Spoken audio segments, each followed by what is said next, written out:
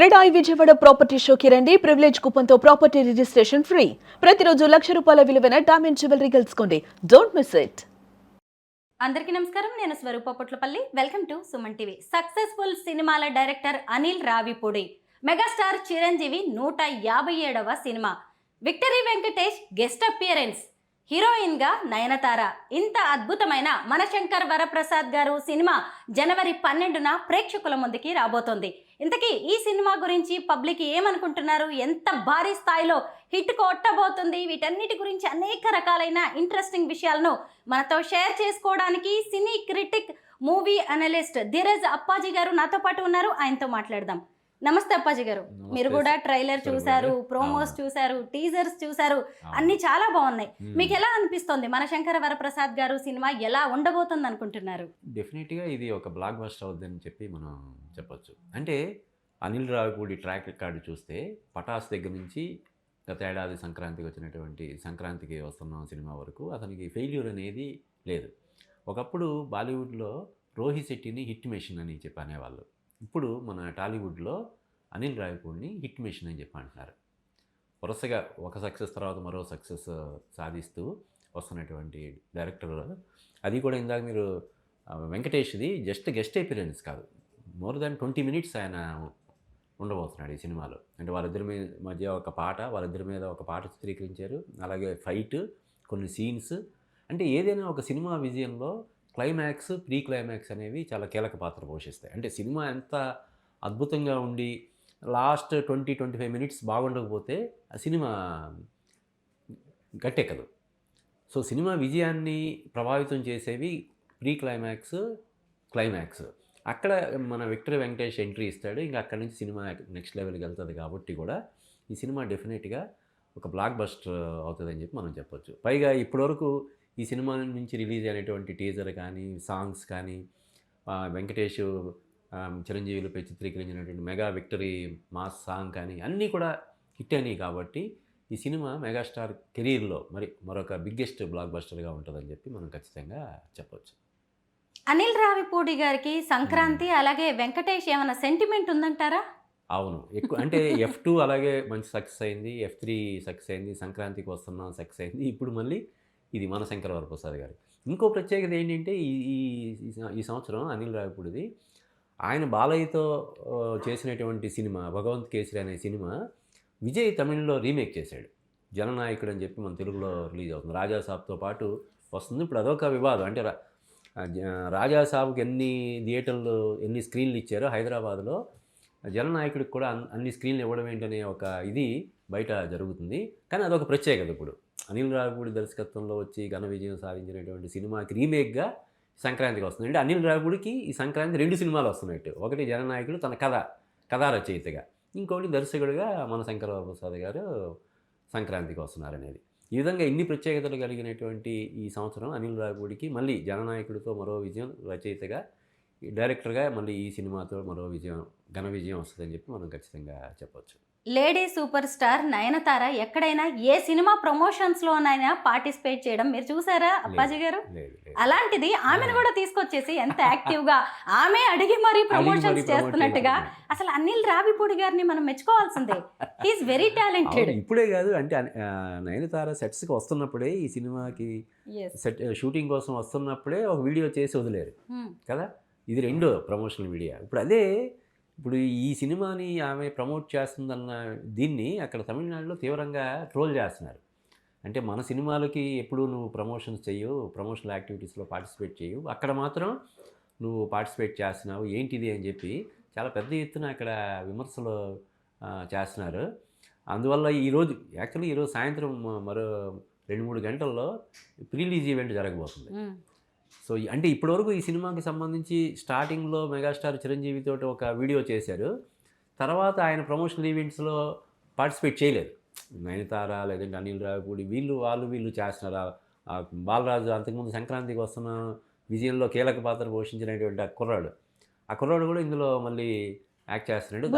బుల్లురాజుకి సంబంధించిన ఇవి కూడా ఇప్పటివరకు రిలీజ్ చేయలేదు. బహుశా ఇప్పుడు ఈ ప్రీ రిలీజ్ ఈవెంట్లో ఇవన్నీ ఒక స్పెషల్ అట్రాక్షన్స్ కాబోతున్నాయి. ఈవెంట్కి నయనతార వస్తుందా లేదనేది ఇప్పుడు కొంచెం సస్పెన్స్ లాగా ఉందన్నమాట.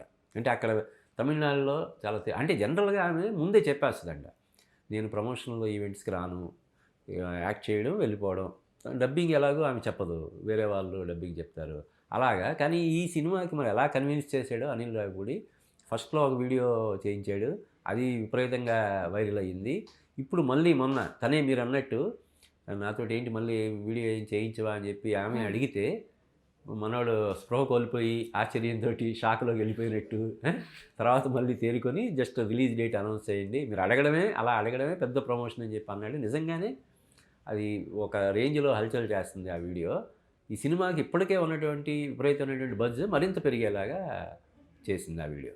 అనిల్, నయనతార వీళ్ళిద్దరూ కలిసి కూడా రఫ్ ఆడించేస్తామంటూ ఒక రేంజ్ లో ప్రమోషన్స్ చేస్తున్నారు. అవునవునవును, ప్రమోషన్స్ ఈ రేంజ్ లో ఉన్నాయంటే రఫాడించేలాగే ఈ సినిమా వచ్చిందని చెప్పి మనకి ఇన్సైడ్ టాక్, సెన్సార్ కూడా అయిపోయింది. సెన్సార్ టాక్ ప్రకారం ఏంటంటే ఇది మరో బ్లాక్ బస్టర్ అని చెప్పి చెప్తున్నారు. కొంత నెగిటివ్ టాక్ అలాగే ట్రోలింగ్ కూడా నడుస్తుంది, ఎందుకంటారు? అంటే ప్రతి అప్డేట్ తోటి విపరీతమైనటువంటి ఎక్స్పెక్టేషన్స్ పెరిగిపోయిన తర్వాత మొన్న వచ్చిన ట్రైలర్కి కొంత మిక్స్డ్ రెస్పాన్స్ వచ్చింది. అయితే ఒక లేడీని అడిగారు, ఈ సినిమాలో చూస్తుంటే ట్రైలర్ చూస్తుంటే స్టోరీ ఏమి ఉన్నట్టు కనిపించట్లేదు కదా, మీ అభిప్రాయం ఏంటని అడిగితే ఆమె ఒకటే చెప్పింది, స్టోరీ ఎవరికి కావాలండి, సినిమా బాగుందా లేదా, సంక్రాంతికి వస్తున్నంలో స్టోరీ ఏముంది, చూసామా లేదా ఎగబడి, అలాగే బాగుంటే కామెడీ ఉంటే చాలు, మాకు సరదాగా సాగిపోతే చాలు, చూస్తాం, స్టోరీ గురించి వీఆర్ లీస్ట్ బాధడ్ అన్నట్టుగా ఆమె చెప్పింది. నిజంగా కూడా జనాల ట్రెండ్ అలాగే ఉంది. అంటే అలా అని చెప్పి మరీ ఇల్లాజికల్గా నేల విడిచి సాము చేయడం లాగా ఉంటే ఎలాగూ ఆదరించరు. మామూలుగా సోసోగా ఉన్నా కూడా ఆసక్తికరంగా ఉంటే కథనాలు గ్రిప్పింగ్గా ఉంటే దాన్ని ఎగ్జిక్యూట్ చేయడం, పర్ఫెక్ట్గా ఎగ్జిక్యూట్ చేసి దానికి బ్యాక్గ్రౌండ్ స్కోరు, మధ్యలో వచ్చే సాంగ్స్, ఫైట్స్ అన్నీ పర్ఫెక్ట్ కుదిరితే ప్రమాణమైనటువంటి ఆదరణ పొందడానికి అవకాశాలు ఉన్నాయి. చిరంజీవి గారి మీద ఉన్న ఓవర్ ఎక్స్పెక్టేషన్స్ కూడా ఈ మధ్య కాలంలో వస్తున్న ఆయన సినిమాల మీద ప్రభావం చూపిస్తున్నాయి అనుకోవచ్చా? అంటే అది కరెక్టే. అంటే ఇప్పుడు ఉదాహరణకి ఆయనకి 2025లో సినిమా లేదు, విశ్వంబర రావాలి, వేరియస్ రీజన్స్ వల్ల ఆ సినిమా పోస్ట్ పోన్ అయింది. ఇప్పుడు సమ్మర్లో వస్తుందని చెప్పి అంటున్నారు. అందువల్ల గ్యాప్ వచ్చింది కాబట్టి మెగాస్టార్ సినిమా కోసం ఎగరగా వెయిట్ చేసే వాళ్ళందరూ కూడా ప్రతి అప్డేట్ని చాలా కీన్గా అబ్జర్వ్ చేస్తారు. ఆ విధంగా ఈ ట్రైలర్ని బాగా ఎక్కువసార్లు చూసినప్పుడు ఎక్కువ ఎక్స్పెక్టేషన్స్తో ఉండడం వల్ల కావచ్చు, కొంతమంది మిక్స్డ్ రెస్పాన్స్ అయితే ఉంది. దాన్ని పని కట్టుకొని కావాలని కొంతమంది నెగిటివిటీ స్ప్రెడ్ చేయడానికి చేస్తున్నారు. ఇంకా చెప్పాలంటే ఇప్పటివరకు మెగాస్టార్ చిరంజీవి సినిమా ప్రమోషన్స్కి ముందుకు రాలేదు, ఆయనకి పెద్దగా నచ్చలేదేమో సినిమా, అవుట్పుట్ ఆయనకి సాటిస్ఫాక్షన్ ఇవ్వలేదేమో, అందుకని ఆయన ముందుకు రావట్లేదు అనే రేంజ్లో కూడా ఇది చేస్తున్నారు.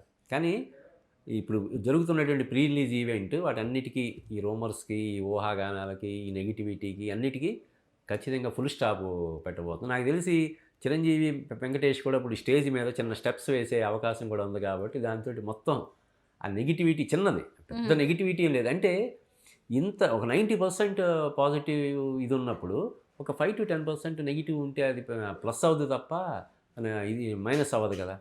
ఆ విధంగా ఈ సినిమాకి విపరీతమైనటువంటి అంచనాలు ఉన్నాయి. మీరు అన్నట్టు ఇందాక చిరంజీవి సినిమా కావడం, ఇందులో వెంకటేష్ జత కలవడం, Nayanthara, lady super star Nayanthara, తర్వాత బీమ్స్ మ్యూజిక్ కూడా సూపర్ హిట్ అవ్వడం, అనిల్ రావిపూడి నుంచి వస్తున్న సినిమా కావడం, ఇలాగ ఇన్ని ప్రత్యేకతలు కలిగినటువంటి ఈ సినిమా సంక్రాంతికి వస్తుంది కాబట్టి డెఫినెట్గా ఇది ఒక బ్లాక్ బస్టర్ అవుతుందని చెప్పి మనం చెప్పొచ్చు. జనవరి 9న ది రాజా సాబ్, అలాగే జనవరి 12న మనశంకర వరప్రసాద్ గారు సినిమా. మొత్తానికి మూవీ లవర్స్ కి పండక్కి ముందే, అంటే సంక్రాంతి వచ్చేస్తున్నట్టుగా మనకు కనిపిస్తుంది. 4 రోజుల ముందే సంక్రాంతి వచ్చేసి, అంటే ఈ సంక్రాంతి 2 సినిమాలే కాదు, ప్రభాస్ రాజాసాబు, తర్వాత మెగాస్టార్ది మనశంకర వరప్రసాద్ గారు సంక్రాంతికి వస్తున్నారు, తర్వాత రవితేజ నుంచి భక్తమహాశైలకు విజ్ఞప్తి, శర్వానంద్ నారీ నారీ నడుము మురారి, తర్వాత నవీన్ పొలిశెట్టిది అనగనగా ఒక రాజు. 5 సినిమాలు వస్తున్నాయి. దానికి తోడు మళ్ళీ జననాయకుడు విజయ్ సినిమా కూడా జనవరి 9వ తారీఖున రిలీజ్ అవుతుంది. ఇంకొకటి 2 డబ్బింగ్ సినిమాలు కూడా వస్తున్నాయి. కాబట్టి ఈ 2026 సంక్రాంతి అన్నది ఒక చాలా ప్రత్యేకమైనటువంటి దీని కింద చూడవచ్చు.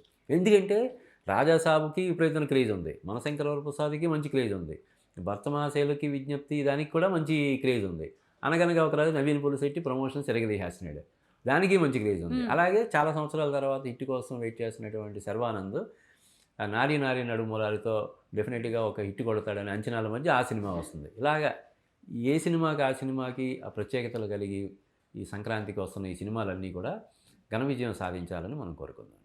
చూశారు కదా, మీకోసం, నా కోసం, మనలాంటి వాళ్ళ కోసం ఎన్ని సినిమాలు ఈ సంక్రాంతికి రిలీజ్ అవుతున్నాయో.